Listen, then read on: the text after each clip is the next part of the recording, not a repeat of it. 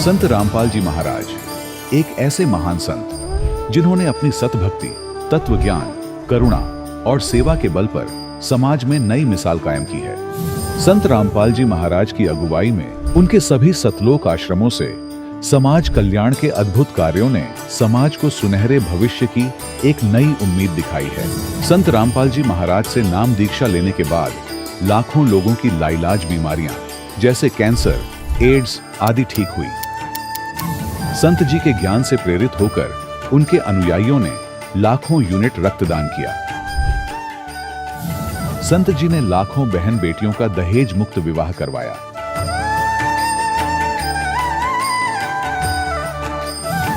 संत जी ने लाखों लोगों का नशा छुड़वाया, करोड़ों उजड़े परिवार बसे। संत जी के आश्रमों में समागम के दौरान निःशुल्क नेत्र चिकित्सा, दंत चिकित्सा प्रदान की जाती है। संत रामपाल जी महाराज द्वारा समय समय पर पर्यावरण संरक्षण के उद्देश्य से बड़े स्तर पर वृक्षारोपण किया जाता है। संत जी ने जरूरतमंदों को तत्काल राहत पहुंचाने के लिए एम्बुलेंस सेवा शुरू की। संत जी अपने अनुयायियों को देहदान के लिए प्रेरित करते हैं, जिससे मानवता की सेवा और चिकित्सा क्षेत्र में सुधार हो सके। संत रामपाल जी महाराज के सभी आश्रमों में हर रोज निःशुल्क भंडारा आयोजित किया जाता है, जहां हर वर्ग, हर जाति और हर धर्म के लोग एक साथ बैठकर भोजन करते हैं।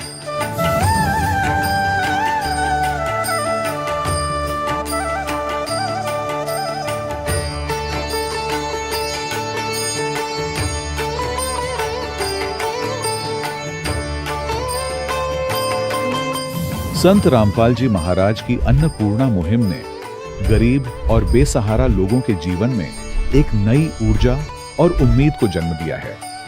घर घर खाद्य सामग्री और जरूरी मदद पहुंचाकर संत रामपाल जी महाराज ने लोगों को दुख और मजबूरी से लड़ने की ताकत प्रदान की है।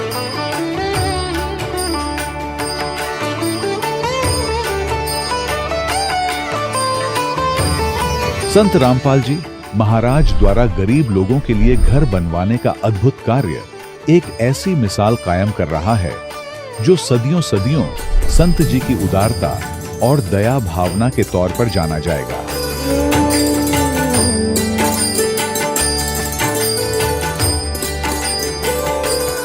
संत रामपाल जी महाराज के आश्रम में हजारों बुजुर्गों को सम्मान और प्यार के साथ जीवन जीने का अवसर मिलता है। उनके खाने, रहने और स्वास्थ्य की पूरी जिम्मेदारी संत रामपाल जी महाराज उठाते हैं।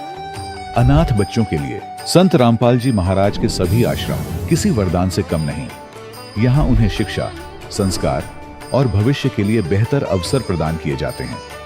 चाहे बाढ़ हो, भूकंप या महामारी, संत रामपाल जी महाराज और उनके अनुयायी हमेशा ही जरूरतमंदों के लिए सबसे आगे खड़े रहते हैं।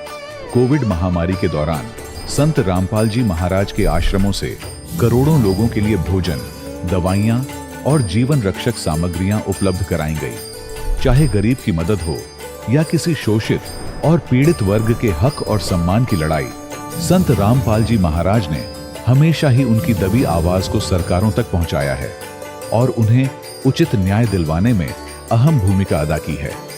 समाज में आध्यात्मिक और सामाजिक मूल्यों के प्रति जागरूकता लाने में संत रामपाल जी महाराज हर कदम पर मानवता के सच्चे सेवक साबित हुए हैं। संत रामपाल जी महाराज का जीवन हमें सिखाता है कि सच्ची सेवा वही है जो निस्वार्थ भाव से की जाए। आइए हम भी इस महान सेवा के कार्य में इस महान संत से जुड़ें और संत रामपाल जी महाराज से नाम दीक्षा लेकर अपने जीवन को धन्य बनाएं।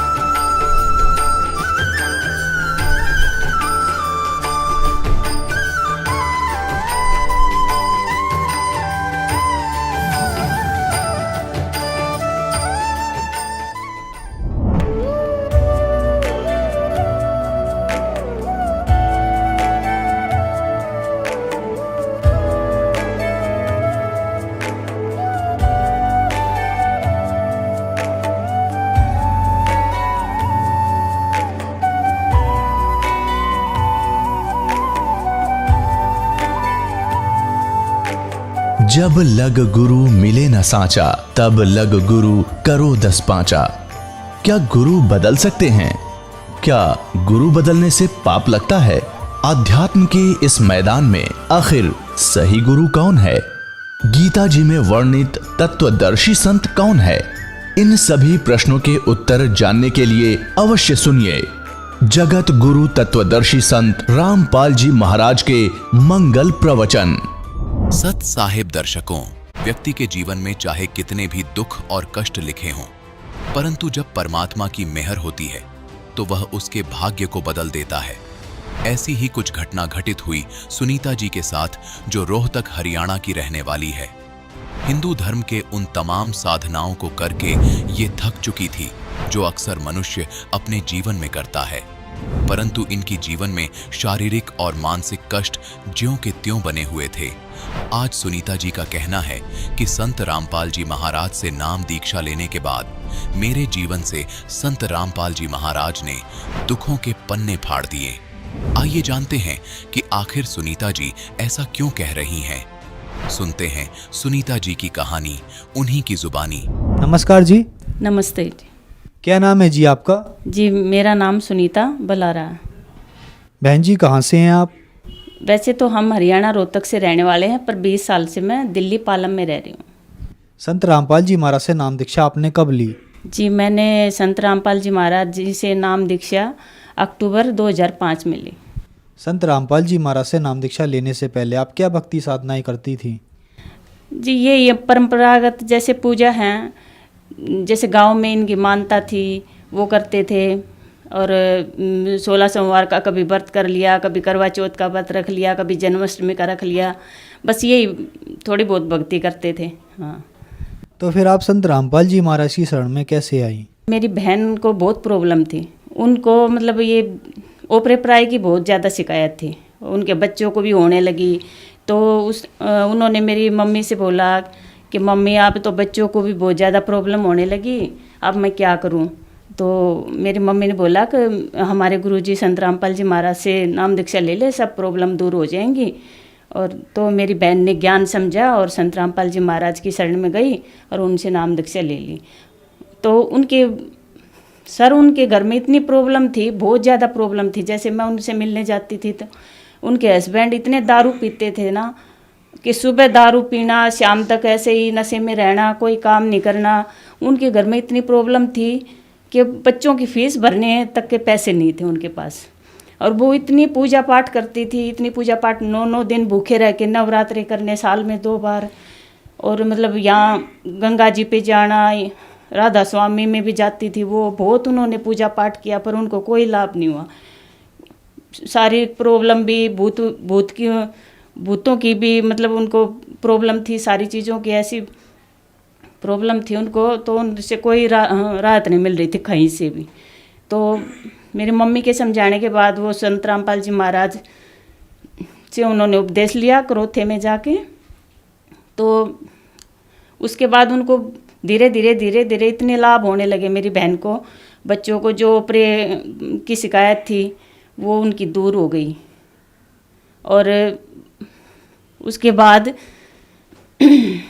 परमात्मा ने इतने लाभ दिए, उन्होंने मेरे को ज्ञान समझाया बहन ने कि तू भी संत रामपाल जी महाराज की शरण में आ जा, और ये सच्चे संत पृथ्वी पर आए हुए हैं और ये सच्ची भक्ति देते हैं, इनसे बहुत लाभ होता है। तो उन्होंने मेरे को ज्ञान समझाया थोड़ा बहुत, और मैं फिर उनसे उपदेश लेने के लिए क्रोथाश्रम चली गई। तो मैंने संत रामपाल जी महाराज जी से नाम उपदेश लिया और भक्ति करने लगी। संत रामपाल जी महाराज से नाम दीक्षा लेने के बाद क्या आपको भी लाभ प्राप्त हुए? जी मुझे बहुत लाभ प्राप्त हुए। जैसे मेरे हस्बैंड एयरफोर्स में नौकरी करते थे, तो जैसे पूना नासिक में ऐसा मौसम था कि वहाँ से मुझे मौसम सूट नहीं हुआ, तो वहाँ से मेरे को ये अस्थमा की प्रॉब्लम हो गई। तो हम दिल्ली में पोस्टिंग आ गई, तो दिल्ली में 5-6 साल तक मुझे ऐसी अस्थमा की प्रॉब्लम रही कि मैं बहुत ज़्यादा दुखी हो गई। कई डॉक्टरों से दवाई ली, इलाज कराया, पर कोई आराम नहीं हुआ। तो जैसे ही मैंने संत रामपाल जी महाराज से उपदेश लिया, 10-15 दिन के अंदर मुझे ये नहीं पता मेरी बीमारी कहाँ चली गई। उसके बाद परमात्मा ने मुझे दर्शन दिए सपने में। जैसे मैं क्रोथा आश्रम में सत्संग सुनने के लिए गई हूँ और मेरी गुड़िया है छोटी सी, वो इधर उधर भाग रही है, तो मैं उसको पकड़ने के लिए उसके पीछे पीछे भाग रही हूँ जब तक गुरुजी दर्शन दे के वापस चले जाते हैं। तो मुझे बहुत दुख होता है कि गुरुजी चले गए और मुझे आशीर्वाद नहीं मिला। उसके बाद गुरुजी दोबारा वापस आते हैं और कहते हैं बेटी तेरे को आशीर्वाद नहीं मिला, ला तेरे को आशीर्वाद देता हूँ। तो गुरुजी ने ऐसे आशीर्वाद किया ना, ऐसे आशीर्वाद दिया, मुझे इतनी शांति हुई भगत जी, मैं वर्णन नहीं कर सकती उसको। जैसे गुरुजियों के आशीर्वाद से इतनी शांति मिली मुझे, मैं बता नहीं सकती। संत रामपाल जी महाराज जी उपदेश लिया हमने। नजफगढ़ में एक प्लॉट लिया 4 लाख रुपए का, तो उसको हमने सेल किया तो 35 लाख का वो प्लॉट हमने बेचा। परमात्मा ने इतनी दया करी, उसमें 30-31 लाख रुपए हमें प्रॉफिट हुआ। उसके बाद लाभ तो इतने हुए हैं सर, मैं गिना नहीं सकती। बवासीर की प्रॉब्लम होगी, 3-4 दिन तक मैं ऐसी रही, थोड़ी थोड़ी। तो ऐसे मैं शाम को गुरुजी से प्रार्थना की, गुरुजी आप ही ठीक कर सकते हो, आप इतने बड़े डॉक्टर हो, इतनी बड़ी बड़ी बीमारी दुनिया की ठीक कर रखे। मेरी 6-7 साल से जो अस्थमे की प्रॉब्लम थी वो ठीक कर दी, और आप ही कर सकते हो, मैं डॉक्टरों के पास नहीं जाना चाहती। तो सर मैं सुबह उठी तो मुझे बहुत राहत मिली। तो मेरे हस्बैंड बोले आपको तो हॉस्पिटल चलना था, तो मैं बोली नहीं मुझे आराम है। 2-3 दिन में सर मेरे को इतना आराम मिल गया, मुझे नहीं पता वो मेरी बीमारी कहाँ चली गई। उसके बाद मुझे पथरी की प्रॉब्लम हुई 2016 में। तो अल्ट्रासाउंड कराया, डॉक्टरों को बताया, अल्ट्रासाउंड कराया। अल्ट्रासाउंड में पथरी, पेशाब की नाली में पथरी आई 2-2। डॉक्टर बोले इलाज कराना पड़ेगा आपको, काफ़ी दवाई खानी पड़ेगी। तो मैंने संत रामपाल जी महाराज जिसे नाम उपदेश लेने के बाद ये सोच लिया कि दवाई कोई काम नहीं करेंगी, परमात्मा ने जो मंत्र दिए हैं उन्हीं से हमें लाभ होगा। उनकी भक्ति करते रहे और मुझे नहीं पता, वो थोड़े दिन में आज तक वो प्रॉब्लम मेरी कहाँ चली गई मुझे नहीं पता। तो सर इतने लाभ हुए हैं परमात्मा की दया से, हम गिना नहीं सकते। और जैसे मैंने नाम उपदेश लिया उसके 4 महीने बाद ही जैसे मेरे को सतनाम गुरुजी देने जा रहे थे, तो भगत जियों को बोला छोटे बच्चे हैं, अपने हस्बैंड को बोला कि छोटे बच्चे हैं, मैं अकेली कैसे जाऊंगी, आप मेरे साथ चलो। तो उन्होंने नाम नहीं लिया था तो मेरे साथ चले गए। तो मैं क्या देखती हूँ, सतगुरु रामपाल जी महाराज जहाँ मुझे दूसरा मंत्र सतनाम का दे रहे हैं, तो मेरे हस्बैंड दूसरी लाइन में पहले नाम के लिए लाइन में लगे हैं। तो मुझे बहुत खुशी हुई कि परमात्मा ने हस्बैंड को भी यहाँ से जोड़ दिया और हमारे परिवार में खुशियाँ ही खुशियाँ होगी। और मेरे जैसे गुड़िया थी, मेरी 10-11 साल की थी उस टाइम, तो उसके पैरों में ऐसी एलर्जी हो गई थी। मैंने कई डॉक्टरों को दवाई दी, जैसे सॉक्स पहनने के बाद, जूते पहनने के बाद तो सर उसके पैर ऐसे हो जाया करते, बिल्कुल लाल लाल जैसे खून टपकेगा। काफ़ी सारी दवाई दिलाने के बाद कोई आराम नहीं होता था उसको। तो एक दिन सत्संग में गए हुए थे, संत रामपाल जी महाराज आशीर्वाद देने आए, तो मैंने उनसे प्रार्थना की, गुरुजी मेरी लड़की है ये और इसको बहुत एलर्जी है, काफ़ी सारी दवाई दिला ली और कोई आराम नहीं है। तो गुरुजी बोले बेटा भक्ति करो सब ठीक हो जाएगा। तो थोड़ा सा आगे गए गुरुजी, फिर आए, बेटा लड़की को बोले लड़की तू गुड़िया टीवी बहुत देखती है, टीवी नहीं देखना आगे से। तो गुरुजी ऐसे कह के आशीर्वाद दे के चले गए। उस दिन 2-4 दिन के बाद सर वो बीमारी कहाँ चली गई हमें नहीं पता। उस दिन के बाद आज तक लड़की को कोई पैरों में एलर्जी नहीं है, कोई कुछ नहीं है, घर में इतनी शांति है। संत रामपाल जी महाराज से जुड़ने के बाद हमें कोई किसी चीज़ की दिक्कत नहीं है। सर मेरे जीजा जी इतना नशा करते थे ना, सुबह से शाम तक दारू पीना और ओपरे पराये की शिकायत बहुत ज़्यादा उनके, मेरी बहन की घर में बहुत ज़्यादा दिक्कत थी। उसके बाद वो मेरी बहन गुरुजी से प्रार्थना करती रहती, जी भगत जी ऐसे दुखी करते हैं, बहुत नशा करते हैं। गुरुजी बोले बेटा बहुत अच्छी आत्मा है, परमात्मा की बहुत अच्छी आत्मा है, वो जैसे बाहर की जो ओपरा पराया है उसको बहुत दुखी कर रखा है, वो आएगी, परमात्मा की आत्मा है, शरण में आएगी, जरूर आएगी। तो उसके मेरी बहन ने जब गुरुजी से नाम उपदेश लिया, उसके पूरे 1.5 साल के बाद मेरे जीजा जी ने संत रामपाल जी महाराज जी से उपदेश ले लिया और उनकी नशे की जो बुरी लत थी वो बिल्कुल छूट गई। आज सर मेरे जीजा जी ऐसे हैं, किसी को मतलब अगर कोई दारू पीने वाला साथ बैठता तो उनको गाड़ी में भी नहीं बिठाते। और परमात्मा ने उनके घर में इतनी रजा करी, मेरी बहन को इतने लाभ हुए, परमात्मा की दया से इतने लाभ हुए बहुत ज़्यादा। एक टाइम उनके घर में ऐसा था कि फीस भरने के लिए बच्चों के लिए पैसे नहीं थे। कई बार मैंने भी उनकी हेल्प की थोड़ी बहुत, जितनी हमसे हो उसकी। तो आज परमात्मा की दया से उनकी ऐसी, परमात्मा ने उनके घर में ऐसी रजा कर रखी है, वो परमात्मा के दिन रात गुण गाते रहते हैं, क्योंकि वो परमात्मा हैं। वो इतने लाभ दे सकते हैं जो कोई डॉक्टर कैंसर को ठीक नहीं कर सकता। संत रामपाल जी महाराज अपने आशीर्वाद से उनको ठीक कर सकते, वो ऐसे मंत्र देते हैं। उनके मंत्रों में इतनी शक्ति है कि वो कितनी भी बड़ी बीमारी, हमारे संत रामपाल जी महाराज सत्संगों में बोलते हैं कि कैंसर का बाप भी आ जाए वो भी ठीक होगा। अगर हम मर्यादा में रह के भक्ति करते हैं तो परमात्मा सब कुछ कर सकते हैं, भगवान सब कुछ कर सकता है। तो उसके बाद मेरी बहन का बड़ा लड़का, उसको नौकरी मिली, वहाँ बेंगलोर में नौकरी करने लगा। उसके थोड़े दिन बाद वो ऑस्ट्रेलिया, कंपनी ने ऑस्ट्रेलिया भेज दिया। आज वो लड़का ऑस्ट्रेलिया में इतनी बड़ी पोस्ट पे है, बहू भी ऑस्ट्रेलिया में है। छोटे लड़के को सर या बेंगलोर में अमेजोन कंपनी में नौकरी करता है मैनेजर, 65 लाख उसका पैकेज है। परमात्मा ने इतनी दया कर दी उनके घर में, आज वो परमात्मा कितने गुण गाते हैं भाई। ऐसी हमें कहीं से कितना कुछ भी लाभ नहीं हुआ, परमात्मा की शरण, संत रामपाल जी महाराज की शरण में आने से उनको बहुत सुख हुए, बहुत ज़्यादा सुख हुए। हमें भी जुड़ने से बहुत लाभ हुए। बहन जी, संत रामपाल जी महाराज से नाम दीक्षा लेने के बाद आपको लाभ ही लाभ मिले, तो जो दर्शक आज आपको देख रहे हैं, खास करके जो महिलाएं जो दुखी हैं, उनके लिए आप क्या कहना चाहेंगी? जी, उनसे यही प्रार्थना करना चाहूँगी मैं कि इस धरती पर संत रामपाल जी महाराज कबीर साहब के रूप में आए हुए हैं और सभी दुखी आत्माओं को अपनी शरण में लेके उनका दुख दूर करते हैं। जो भी भगत आज मुझे देख रहे हैं, मेरे जान पहचान वाले या रिश्तेदार कोई भी, मैं उनसे हाथ जोड़ के प्रार्थना करना चाहूँगी कि एक बार उनके ज्ञान को सुनें, समझें, देखें। बेशक आप उनसे नाम उपदेश ना लें, पर उनके ज्ञान को एक बार समझ के देखो। वो प्रूफ के साथ, हमारे संत रामपाल जी महाराज एक बात समझाने के लिए 6 प्रूफ देते हैं, प्रूफ के साथ ज्ञान दे रहे हैं। और मैं तो सभी से यही प्रार्थना करना चाहूँगी कि एक बार संत रामपाल जी महाराज की शरण में आने से पहले उनका ज्ञान समझो, उनकी पुस्तकें पढ़ो। कई चैनलों पे उनके सत्संग आते हैं, सत्संग सुनो और उनसे ज्ञान उपदेश, मतलब ज्ञान ग्रहण करके उपदेश लो। संत रामपाल जी महाराज से नाम दीक्षा कैसे ली जा सकती है?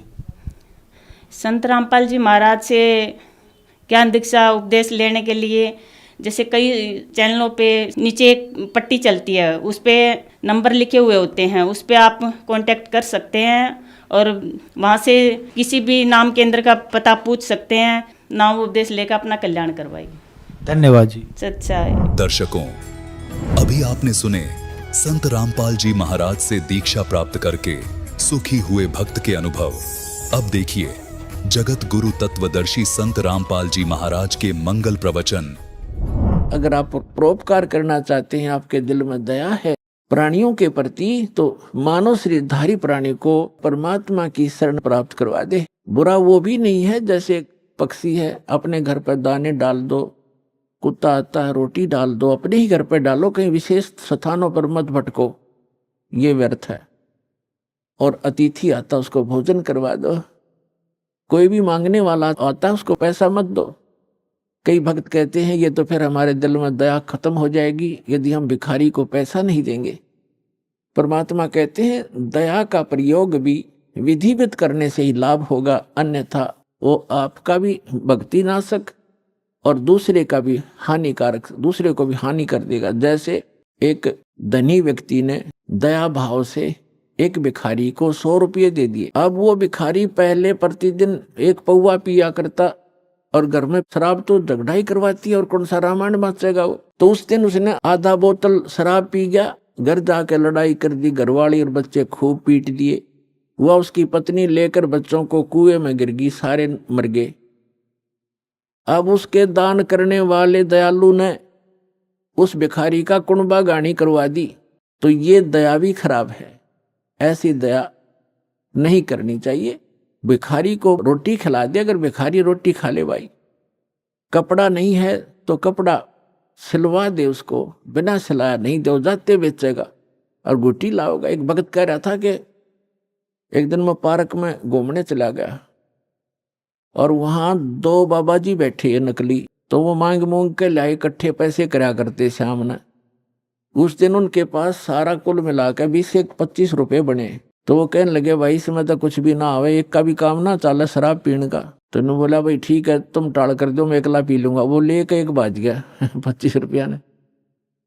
उसने अकेले ने काम चलाया उस दिन, तुम्हारे लिए कल दे दूंगा फिर मैं इकट्ठे करके। तो बता, इन इसे दूसरों को दान करके तुम अपना पुण्य चाहते हो, अपना कल्याण चाहते हो? तो दान भी कहते हैं गुरु बिन माला फेरते, गुरु बिन देते दान, गुरु बिन दोनों निष्फल हैं, चाहे पूछो वेद पुराण। तो गुरु के अतिरिक्त दिया हुआ आपका दान भी व्यर्थ ही रहेगा। अपने आत्मा अगम निगम को खोज ले, बुद्धि विवेक विचार, उदय अस्त का राज मिले तो वे नाम बेगार। परमात्मा ने आपके ऊपर मेहर की है पुण्यात्माओं। मनुष्य शरीर ऐसे समय में अब परमात्मा ने बैन उठा रखा है कि जो भी सतनाम को और इस सारनाम को प्राप्त कर लेगा, आजीवन मर्यादा में रहेगा, गुरु वचन पर चलेगा, वो सभी सतलोक चले जाएंगे, जहां जाने के बाद साधक फिर लौटकर कभी संसार में नहीं आते। तो उसके लिए बताया है कि सतगुरु मिलना चाहिए, पूरा संत हो, सत भक्ति शास्त्र अनुकूल हो और भक्त भी कति डट के भक्ति करे, बुराई छोड़ दे। बीड़ी शराब मांस तमाकू आन उपासना रिश्वतखोरी चोरी जारी, ये सब बुराई है, इस भक्ति मार्ग में बाधक है। इनको त्याग कर ही हम परमात्मा प्राप्ति कर सकते हैं, मनुष्य जीवन को सफल कर सकते हैं। अब प्रसंग चल रहा है कि कल करे सो आज करो, आज करे सो अब, और पल में प्रलय हो जाएगी, वह फिर करोगे कब। समझा है तो सिर दर पाओ, बहुर नहीं रे ऐसा दाव, आगे गए न बावड़े, रहते भी सब जा, और बिन साहिब की बंदगी कहीं ठोर ठिकाना ना। जो पहले चले गए, मृत्यु हो, उन्होंने तो आके बताया नहीं हमारे साथ क्या बना, और शेष भी सब चले जाएंगे, ऐसे ही मृत्यु को प्राप्त हो जाएंगे। और परमात्मा ने आके बताया है कि वो जो भक्ति नहीं करते वो नरक में जाते हैं। सतगुरु के उपदेश का लाया एक विचार, और जय सतगुरु मिलते नहीं, जाते नरक द्वार। नरक द्वार में दूत सब करते खेचा ताण, उनसे कभू ना छूटता फिर फिरता चारों खान। चार खानी माने ये अंडरज जेरज उद्बुद, ये 4 प्रकार से जो उत्पत्ति प्राणियों की होती है, ये 84 लाख प्रकार के प्राणियों का जो जीवन होते हैं, इनको 4 खानी 4 विभागों में बांटा है, 4 डिवीजन बनाई है इनकी। और 4 खानी में भ्रमता कबू ना लगता पार, सो फेरा सब मिट गया मेरे सतगुरु के उपकार। अब फिर कहते हैं ऐसे सतगुरु की क्या महिमा करूं, 7 समुद्र की मसी करूं, लेखनी करूं बन राय, धरती का कागज करूं, गुरु गुण लिखो न जाए। अपना आत्मा, आप तो बालक हो, आपको तो बनी बनाई खीर मिल गई, ना दूध में माख फूटी और ना कोई आंच लगी।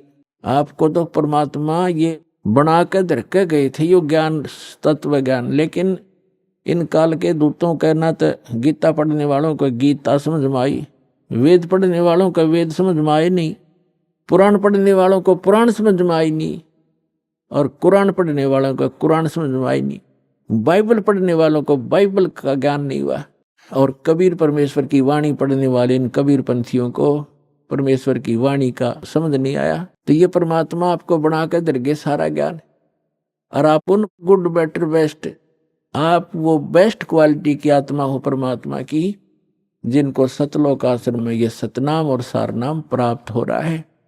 तो आपके लिए सारा प्रयत्न हो रहा है।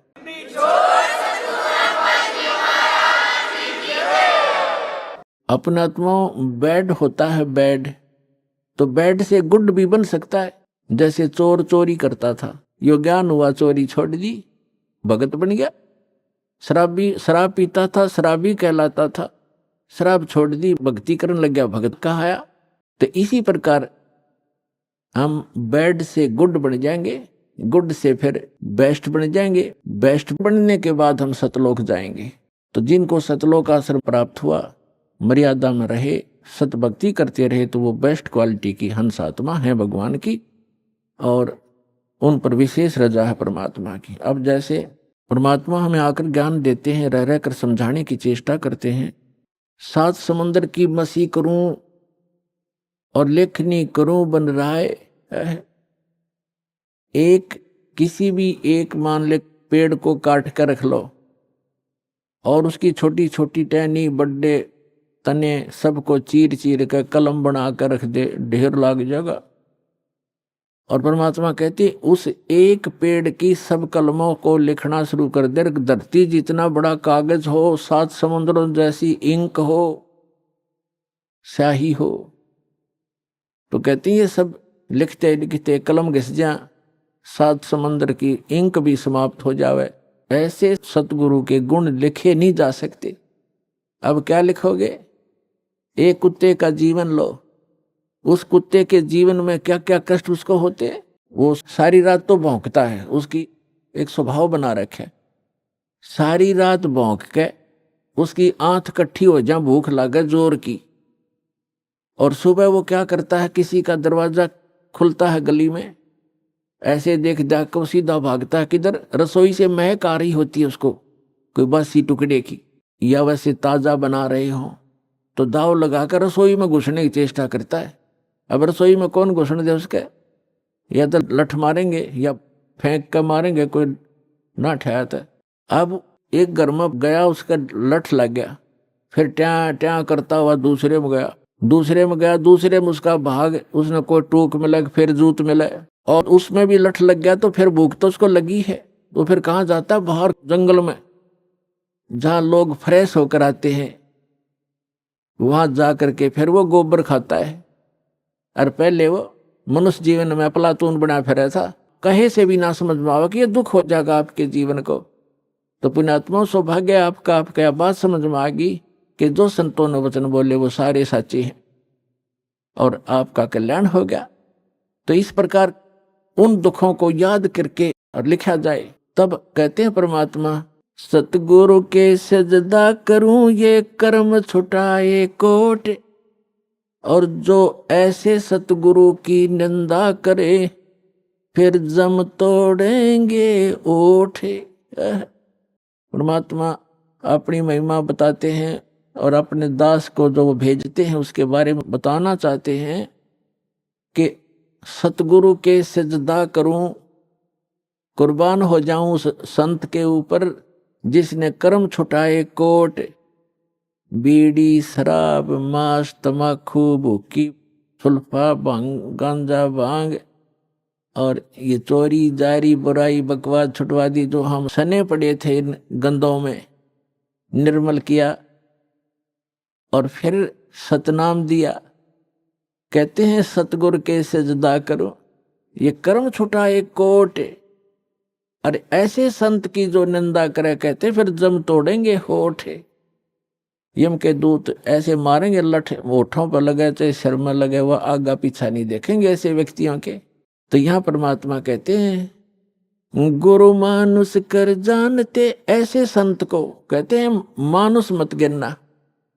वैसे तो पुण्यात्माओं भगवान तो भगवान ही होता है, और वो भगवान वो परमात्मा स्वयं भी आते हैं एज ए गुरु, एक लीला करने के लिए।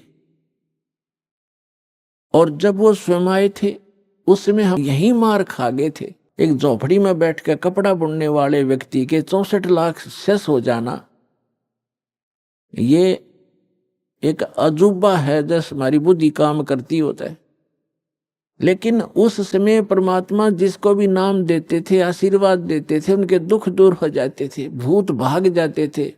कहते हैं सतगुरु जो चावे सो कर ही, 14 कोट दूत जम डर ही, ऊत भूत जमत्रास निवारे और चित्रगुप्त के कागज पाड़े। ये समर्थ कबीर भगवान है। ये आपके ऊत भूत किसी प्रकार का भी आपके ऊपर तीन ताप का दुख हो, प्रेत बाधा हो, पितृ बाधा है या कोई जंद बाधा है, अब प्रधानमंत्री के सामने फिर चोर कैसे रुकेंगे? उसके साथ तो बहुत घने बॉडीगार्ड होते हैं। तो जो भक्ति ना करके शरीर छोड़ गए वो भगवान के चोर हैं। जिन हर की चोरी करी और गए राम गुण भूल, ते बिदना बागुल किए रहे उर्द मुख चूर। ऊत भूत जमत्रास निवार है, यम के दूत भी निकट नहीं आ सकते। कहते सतगुर सरना आए के। और धर्मराज डर कैसा? धर्मराज कहते ये नौकर हैं यम के दूत जो आकर सताते हैं, चाहे प्रधानमंत्री हो, मृत्यु के बाद बक्कल तार देंगे, पकड़ के ले जाएंगे, टीटवी गले से पकड़ लेते हैं, बाजू पकड़ लेते हैं, घसीट कर ले जाते हैं। जिसके पास भक्ति धन नहीं उससे यम के दूत नहीं डरते। और समर्थ साथ नहीं है तो कबीर परमात्मा ये समर्थ भगवान है, अनंत कोट ब्रह्मांड के स्वामी हैं। तो यह बताते हैं सतगुरु की शरण में आकर फिर धर्मराज का भी डर नहीं, यम के दूत की तो बातें छोड़ो तुम। तो पुण्यात्मा उस झोपड़ी में बैठे व्यक्ति का और कपड़ा बुनने वाला और उसके 64 लाख से सो जाना और हमारी समझ में नहीं आया कि ये भगवान है, ये गले नहीं उतरी कि यू भगवान हो सकता है। और भगवान सिंगाड़ा होया करे, जिसका सींग शांग लग रहे हो या बंदूक बंदाख ले रखी हो। अरे जो आप पर आपत्ति आई और दूर कर दी मालिक ने, और ऐसी भक्ति दी, आपका सारा सुख दे दिया। सब जो भी शरण में आए थे गिनती नहीं कर सकते इतने सुख दिए दाता ने। और लेकिन उन सिरफरों के बकाए हुए ये कह दिया करते न, यो तो वैसे सिद्ध पुरुष है, कोई सिद्धि शादी जानता है, ये भगवान थोड़ा ही हो सकता है। वह हम मान्य करते भगवान श्री राम और श्री कृष्ण, जिसके हाथ में तीर, सुदर्शन चक्र और हनुमान जी के पास गदा और माता ले रही 8 हाथों में हथियार, तो हम इसे ईशान भगवान मानना थे। यह बुद्धि पर पत्थर पड़ रहे थे, इसी कारण से हम फेल रहे।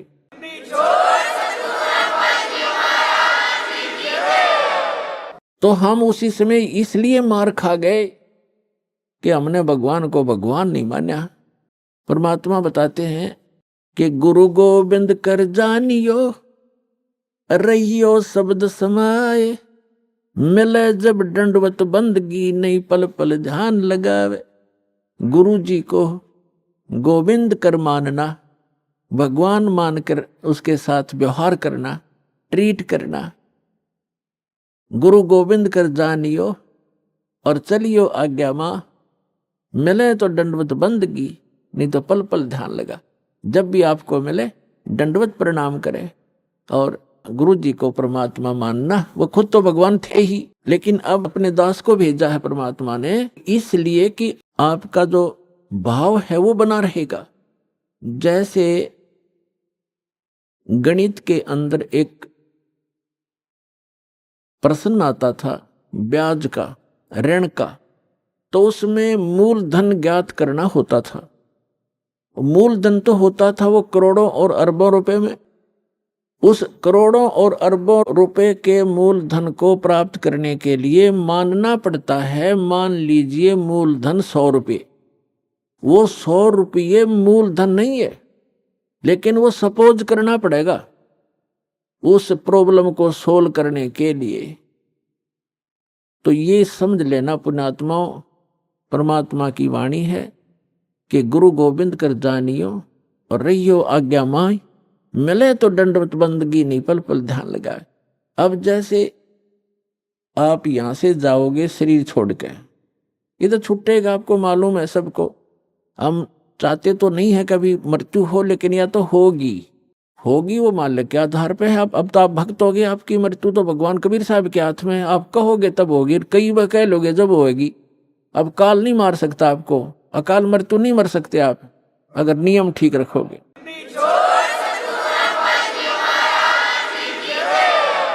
तो हमने यहां से जाना पड़ेगा।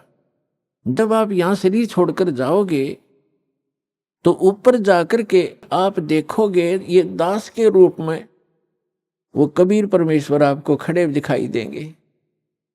और जो काल के दूत यहाँ संत आए हैं उनका रूप होगा, लेकिन काल उन संत के रूप में खड़े दिखेंगे। तो जिस गुरु की वो शरण में हैं तो वहां जाकर अपने गुरुजी के पास ही जाते हो, तो सीधे वो खड़े गुरुजी, तो अब उसके शेष सारे उस गुरु के पास, उसके शेष उस गुरु के पास।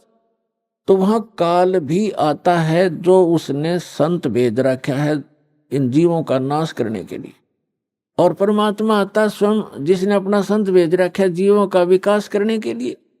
तो इस दास के रूप में आपको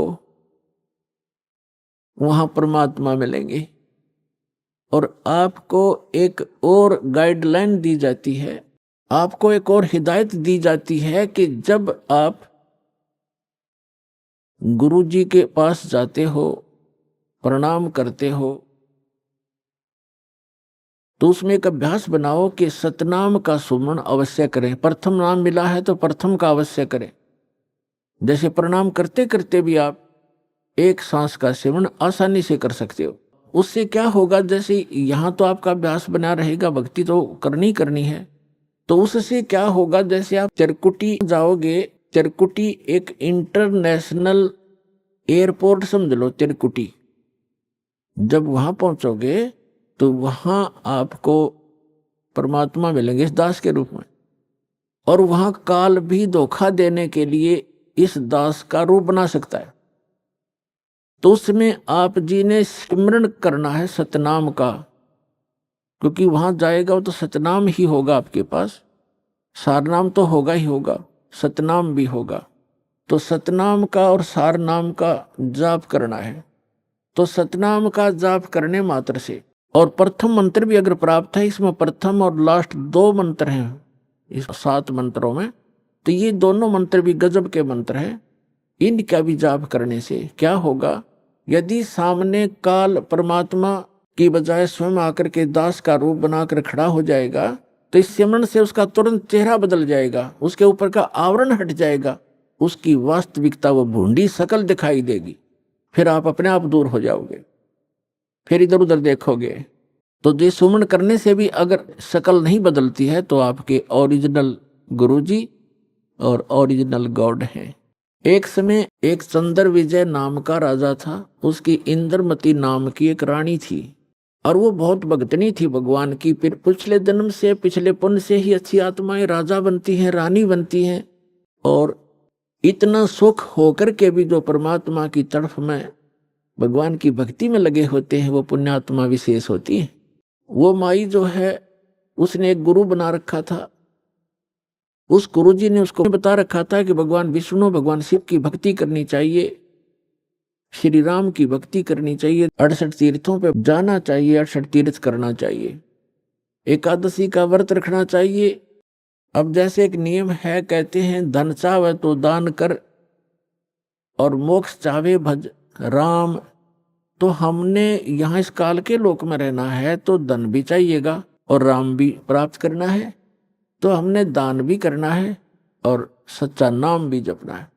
अब उसके गुरुजी ने बता रखा था कि बेटी पिछले जन्म में तेने बहुत पुण्य कर रखे हैं, घने धर्म कर रखा है, जिस कारण से तू रानी बन गई। आगे ऐसी ही अच्छा जीवन प्राप्ति के लिए आप साधु संतों को भोजन करा कर बेटा, वैसे तो आए अतिथि को भी भोजन करा दे, उसका भी पुण्य है, लेकिन भगत संत को भोजन कराने का न्यारा फल मिलता है। अब जैसे आपके पास पशु हैं, भैंस या गाय, एक भैंस या गाय है जो दूध देती है, और अन्य भी पशु हैं जो अभी दूध नहीं दे रहे, वो भी अपने पालने ही पड़ते। अब एक तो उस दूध ना दे रहे पशु को जो चारा दिया जाता है, आहार खिलाया जाता है, वो भी हमारा कर्तव्य बनता है, लेकिन जो दूध वाले को जो चारा चराया जाता है, बिनौले खल आदि हम डालते हैं, तो वो तुरंत लाभ दे देता है। सुबह अच्छा भोजन कराओगे, चारा चराओगे, तो शाम में दूध गढ़ा पाओगे उसके। तो इस प्रकार संत और भक्त होते हैं दूध वाले, और अन्य जो अतिथि आते हैं जो भक्त नहीं, भक्त है तो अच्छी बात है ना, तो वो भी एक कर्तव्य जानकर हमने उनको भी अवश्य भोजन कराना चाहिए। और आतिथ्य सत्कार से कराना चाहिए, लेकिन साधु संतों का भोजन कराया हुआ अत्यधिक लाभ देता है। अब साधु संत भक्त भले ही वो शास्त्र विरुद्ध साधना कर रहे हैं, लेकिन पूर्व जन्म के वो पुण्यकर्मी प्राणी हैं, वही भटक रहे होते हैं। कोई लाल पीले कपड़े पहनता है, कोई दाढ़ी बढ़ा लेता है, कोई मूंड मुंडा लेता है, कोई तिलक लगाता है, जैसा भी उसको मार्गदर्शक मिल गया, क्योंकि उसको परमात्मा चाहिए, चाहे किसी भी भेख बनाने से मिल जाए, वो परमात्मा की तरफ तड़फ रहा है। ऐसे व्यक्ति को भोजन कराने से विशेष लाभ होता है, क्योंकि अब तो साधना ठीक है नहीं, लेकिन पूर्व जन्म की कमाई उसकी है, और वो भक्त भगवान का विशेष प्यारा होता है। चाहे आज वो किसी की पूजा कर रहा है, लेकिन वो भगवान कबीर साहब का ही बच्चा है। तो इसलिए ये एक नियम है। इस नियम के आधार से उस संत ने अपनी शिष्या इंद्रमती से कहा था कि बेटा, साधु संतों को भोजन कराने से अगले जन्म में भी तू रानी बन जाएगी। अब इनको ज्ञान इतना ही था कि रानी बन जा, रानी कितनी बार बनेगी, फिर गद्दी भी तो बनेगी वो एक दिन। वो समस्या इनका समझ में नहीं आ रही थी, अकिया भी पड़े गले में। ठीक है, जितना उनको ज्ञान था उस रानी को ज्ञान उसने दे रखा था। अब वो अपने गुरु जी के बताए मार्ग पर कति दृढ़ थी। ऐसी पुण्यात्माएं कबीर साहब के बच्चे हैं। परमात्मा कहते हैं, दो जन मेरी शरण है, ताका हूं मैं दास, और गेल गेल लाग गया फिरूं, साथ साथ फिरता रहता हूं जब तक धरती आकाश। आपको बहुत बार बताया, क्योंकि ये दातंग मार्ग है पुण्यात्माओं। आपने केवल कथाएं सुनी है, ये राम कृष्ण की, सुदामा और कृष्ण की, बेलनी और राम की, राम रावण की लड़ाई, महाभारत का युद्ध, ये भी एक इतिहास है, लेकिन ये अध्यात्म मार्ग नहीं था। अब ये है संपूर्ण अध्यात्म मार्ग ज्ञान। इसको बहुत प्रकार से समझाना पड़ता है। अब रानी जो भी गुरुजी ने बताया था उस पर दृढ़ होगी, और उसने ये सोचा कि भी साधु संतों को भोजन कराना अनिवार्य है। उसने एक अपना नियम बना लिया कि मुझे भूल ना पड़े, मैं प्रतिदिन संतों को, जितने भी आसपास संत हैं, 2, 4, 10, कम से कम एक को तो भोजन करा कर ही मैं प्रतिदिन आहार किया करूंगी। तो उसने अपने नौकरों से बोल दिया कि आसपास जो भी जंगल में कोई साधु संत हो, उनको प्रार्थना करके आओ कि डेली यहाँ भोजन करके जाएं, और जो यहाँ नहीं आ सकते उनको वहां पहुंचा कर आओ। अभी आपने सुने संत रामपाल जी महाराज के मंगल प्रवचन। आइए अब सुनते हैं संत रामपाल जी महाराज से नाम दीक्षा लेकर सतभक्ति करके अद्भुत लाभ प्राप्त करने वाले अनुयायी के विचार। दर्शकों, शारीरिक समस्याएं और पारिवारिक कलह आज हर घर की आम समस्या बन चुकी है। इसी समस्या के कारण आज लाखों घर बर्बाद हो चुके हैं। बिलासपुर छत्तीसगढ़ के निवासी चंद्रशेखर जी भी इन्हीं समस्याओं का सामना कर रहे थे। 31 साल तक चंद्रशेखर जी ने गायत्री परिवार द्वारा बताई गई भक्ति और साधना की, लेकिन इसके बावजूद उन्हें ना तो मानसिक शांति मिली और ना ही शारीरिक सुख। लेकिन आज संत रामपाल जी महाराज से नाम दीक्षा लेने के बाद इनका कहना है कि मैं पूर्ण रूप से सुखी हूं। आखिर संत रामपाल जी महाराज से नाम दीक्षा लेने के बाद लोगों को क्या प्राप्त हो जाता है, जिससे उनकी सारी समस्याएं समाप्त हो जाती हैं? आइए सुनते हैं चंद्रशेखर जी की कहानी, उन्हीं की जुबानी। नमस्कार सर। नमस्कार सर। सर क्या नाम है आपका? चंद्रशेखर साहू। सर कहाँ के रहने वाले हैं आप? मैं जिला बिलासपुर छत्तीसगढ़ से हूँ सर। सर संत रामपाल जी महाराज से आपने नाम दीक्षा कब ली? मैं जगत गुरु तत्वदर्शी संत रामपाल जी महाराज से 24 अप्रैल 2014 को मैंने अपना पहला नाम उपदेश लिया सर। सर संत रामपाल जी महाराज से नाम दीक्षा लेने से पहले क्या आप कोई भक्ति साधना भी करते थे? जी सर, मैं संत रामपाल जी महाराज से दीक्षा लेने से पहले मैं वेद माता जो गायत्री परिवार ट्रस्ट है शांति कुंज हरिद्वार, वहाँ से जुड़ा हुआ था। मेरे पिताजी आज भी वहाँ के परिव्राजक हैं, जो गायत्री प्रज्ञापीठ शक्तिपीठ सब में वो विशेष समय देते हैं, और मैं भी उनसे जुड़ा हुआ था। तो सर आप गायत्री कुंज से कितने साल तक जुड़े रहे? मैं 31 वर्ष तक के वेद माता गायत्री परिवार से जुड़ा रहा। तो सर आपने बताया कि आप 31 साल तक गायत्री परिवार से जुड़े रहे, तो हमारे दर्शकों को आप ये बताइए कि गायत्री परिवार में आप क्या भक्ति साधना करते थे और वहाँ पर क्या क्या होता था। मैं गायत्री वेद माता गायत्री परिवार में एक मिशन थी, जैसे नशा मुक्ति अभियान, जैसे दहेज प्रथा बंद करो और विशेष सफाई अभियान, ये सब चला करता था। जैसे बहुत ज़्यादा पानी को व्यर्थ नहीं बहाना है और नशा मुक्ति अभियान का, तो मैं भी आना जाना था और मेरा भी बहुत सहभागी था।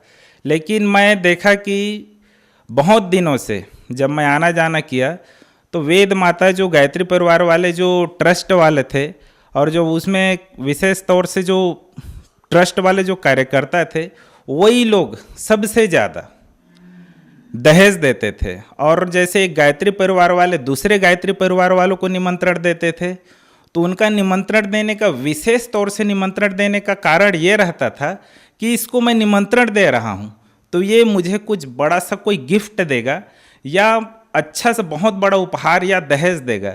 यही उन लोगों का उद्देश्य था। इसी वजह से वो लोग एक दूसरे को निमंत्रण भी देते थे। सर, आपने बताया कि आप 31 वर्ष तक गायत्री मंत्र का जाप करते रहे, तो उन सब साधनाओं से आपको क्या क्या लाभ मिले? मैं इस मिशन से जुड़ा हुआ था तो प्रतिदिन 5 माला जाप किया करता था। जो मिशन से मंत्र लेखन का जो कार्य है वो भी परमानेंट किया करता था। परमानेंट करने के बाद भी हमारे घर में पारिवारिक क्लेश और मेरे बच्चों में, जैसे मेरी गुड़िया में एक टोना जादू लगा हुआ था। जब भी स्कूल से बाहर निकलती थी, इस घर से थोड़ी सी दूर जाने के बाद वो तुरंत रोते ही रोते तुरंत घर वापस आ जाते थे। मेरे बच्चा जो प्रखर नाम है, उसको पूरा उसका शरीर का हर एक एक अंग पूरा कमजोरी के साथ उसके जो छोटी आंत है, वो छोटी आंत बड़ी आंत दोनों कमज़ोर थे। उसके बाद मुझे बचपन से एक बीमारी था मानसिक रोग का।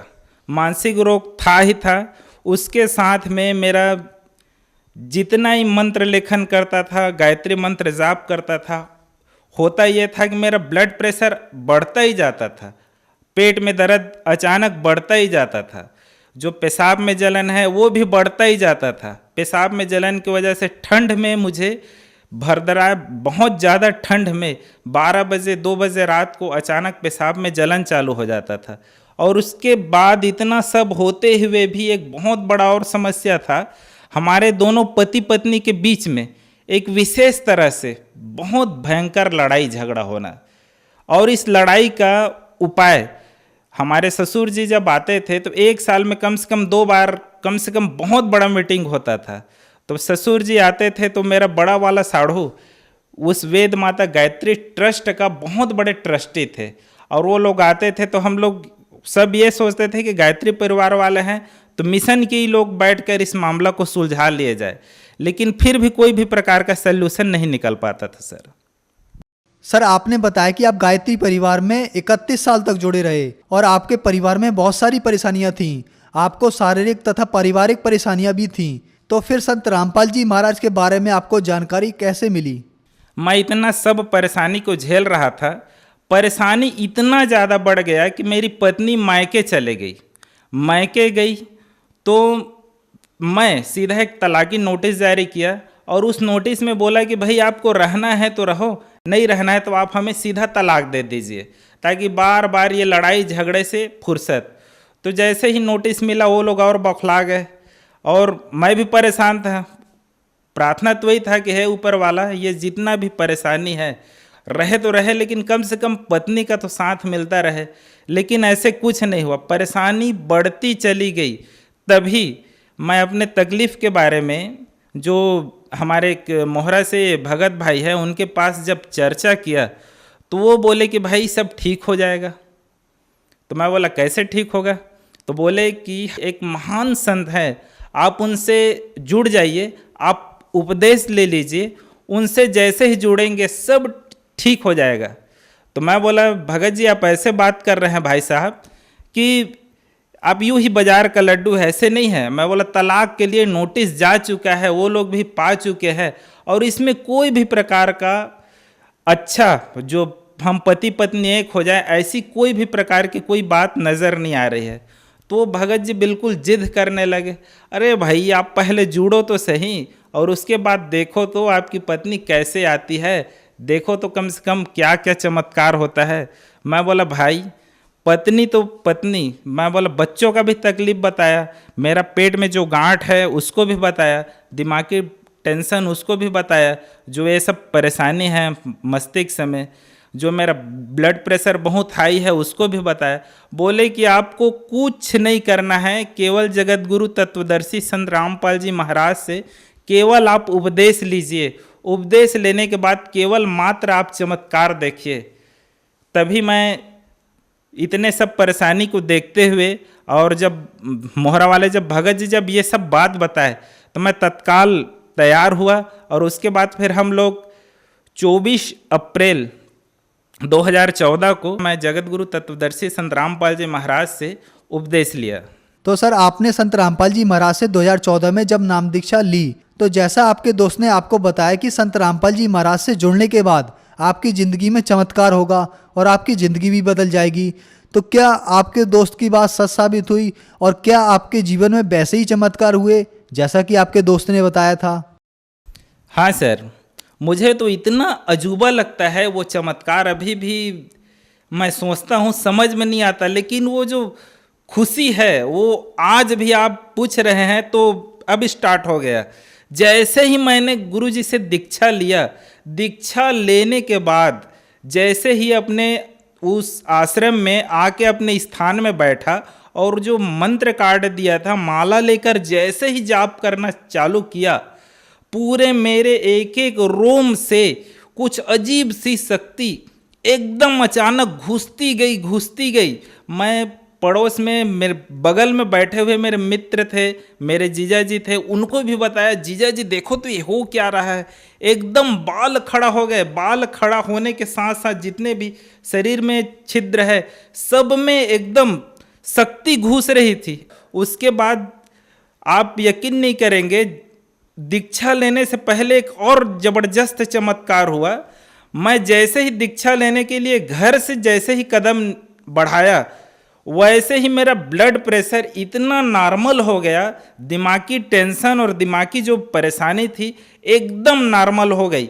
मैं ट्रेन में जब बैठे जब जा रहा था, गोंडवाना एक्सप्रेस में मैं जा रहा था, तो उस दिन का अनुभव भी ज़बरदस्त था। एकदम मैं निश्चिंत था, एकदम निस्फिकिर, और शरीर में जो हड़बड़ाहट था जो ब्लड प्रेशर की वजह से जो हाथ पाँव में दर्द था बिल्कुल नॉर्मल हो गई थी सर।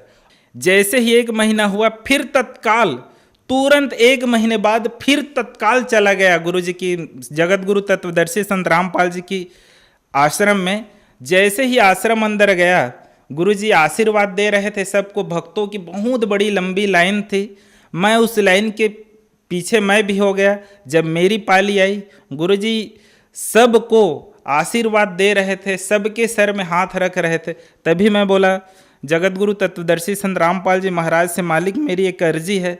गुरुजी कुछ आगे बढ़ गए थे, गुरुजी तुरंत पीछे आए, गुरुजी बोले बोलो बेटा क्या बात है।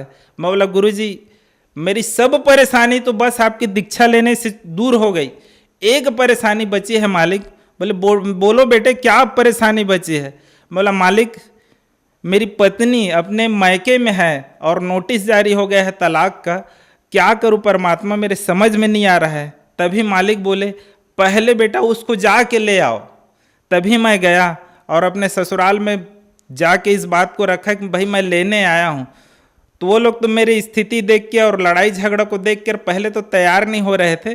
बोले कि भाई पहले आप 4 आदमी लेके आओ, उसके बाद ही हम भेजेंगे। फिर मैं गुरुजी से बरवाला आश्रम फ़ोन किया तो बरवाला आश्रम से तत्काल बोले कि पहले लाओ उसको। तो वो लोग 4 आदमी बोले थे, मैं 12 आदमी लेके गया और तत्काल उनको लेके आया, मेरी पत्नी को लेके आया। तब से लेके आज तक के लगभग आज 5 वर्ष बीत चुके हैं। अभी तक के हमारे दोनों पति पत्नी के बीच में किसी भी प्रकार की कोई तनाव नहीं है। आज भी मेरे सास ससुर, मेरे साढ़ू, गांव वाले, माता पिता सब अचंभे में रहते हैं कि ये शेखर और ये बबली को हो क्या गया है कि दोनों इतने सुंदर बढ़िया ढंग से इतने परिवार चला रहे हैं। और ऐसी क्या बात है, तो हम उनको बताते हैं कि हम जगत गुरु तत्वदर्शी संत रामपाल जी से महाराज से दीक्षा लिए हैं और उन्हीं के सब कृपा से ये सब हो रही है। और आज हमारा परिवार जगत गुरु तत्वदर्शी संत रामपाल जी महाराज से दीक्षा लेने के बाद बहुत खुशहाली है, बहुत प्रेम है, बहुत स्नेह है। और जो मेरी गुड़िया है, जो जैसे ही घर से निकलती थी पढ़ाई के लिए, जैसे ही रास्ते पहुंचती थी उसको कोई अचानक कोई शक्ति आता था, वो डरा देती थी, वो तुरंत वापस आती थी। तो आज जब से दीक्षा लिया हूँ किसी भी प्रकार की कोई समस्या नहीं है। मेरे बच्चे जो पेट में गर्भ से ही एकदम कमज़ोर पैदा हुआ था, तो उसके लिए भी गुरुजी से अर्जी लगाया और अभी तक के मेरे लाडले जो प्रखर साहू है, अभी तक के किसी भी प्रकार की कोई तकलीफ नहीं है सर। अभी जो मेरी मानसिक स्थिति है, मैं जगत गुरु तत्वदर्शी संत रामपाल जी महाराज से जिस दिन से दीक्षा लिया, दीक्षा लेने के लिए जिस दिन मैं अपने घर से कदम बढ़ाया था, उसी दिन से मेरी नॉर्मल हो गई है स्थिति।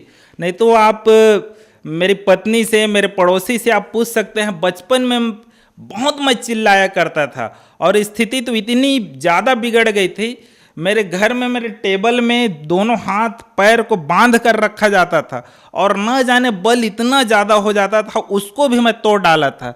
लेकिन जगत गुरु तत्वदर्शी संत रामपाल जी की महाराज की दया से अभी तक के जब से मैंने दीक्षा लिया हूँ ऐसा कोई समस्या नहीं आया है। तो सर आपने बताया कि पहले आप गायत्री परिवार से जुड़े थे और उनके मिशन के बारे में आपने बताया, तो क्या इसके अलावा जैसा गायत्री मिशन में आपको बताया जाता था दहेज प्रथा, नशा प्रथा के बारे में, संत रामपाल जी महाराज के यहाँ पर भी कुछ ऐसा आपको देखने को मिला? मैं जब वेद माता गायत्री परिवार जो शांति कुंज जो संस्था है उसमें जुड़ा हुआ था, तो एक चीज़ मैं देखा करता था, वहाँ पे जब जो भंडारी थे जो सबके लिए सार्वजनिक खाना बनाया करते थे, मैं आज भी देखता हूँ और उनके बारे में जब सोचता हूँ तो खुद में मुझे शर्म आती है। जो हमारे साथी थे, वो एक छत्तीसगढ़ में गुड़ाखू का नशा चलता है, वो गुड़ाखू घिस घिस कर केवचा चलाया करते थे।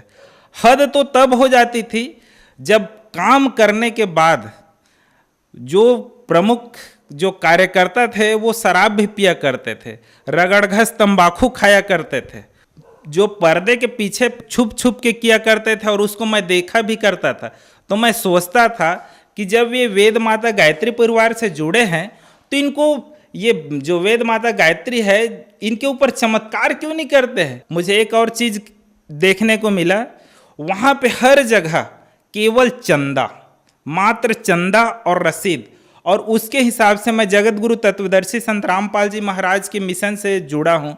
और आज जब आश्रम में जाता हूँ, यहाँ पे किसी भी प्रकार की कोई चंदा या रसीद, बिल बुक कुछ नहीं है। यही सब चीज़ मुझे बड़ा अच्छा लगा। आज मैं इस मिशन जगत गुरु तत्वदर्शी संत रामपाल जी के संस्था से जुड़ा हूँ। जब से उपदेश लिया हूँ, मैं एक चीज़ देख रहा हूँ, खासकर हजारों लड़कियाँ बिना दहेज के दहेज मुक्त शादी कर रहे हैं। यहाँ पे जितने भी लड़के हैं जो भगत हैं, किसी भी प्रकार की नशा करना तो दूर, नशे की किसी भी प्रकार की मदद भी नहीं करते। सर संत रामपाल जी महाराज से अगर कोई जुड़ना चाहे तो कैसे जुड़ सकता है? जगत गुरु तत्वदर्शी संत रामपाल जी महाराज का कार्यक्रम बहुत से टीवी चैनलों में चल रहा है।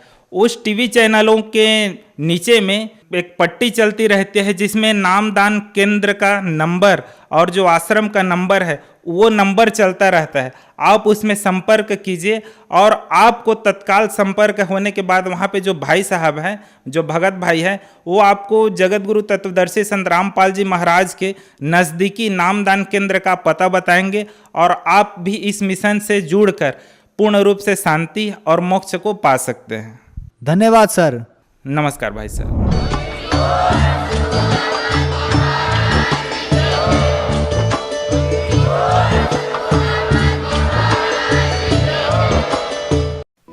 आप सुन रहे थे जगत गुरु तत्वदर्शी संत रामपाल जी महाराज के मंगल प्रवचन। अधिक जानकारी के लिए संपर्क करें।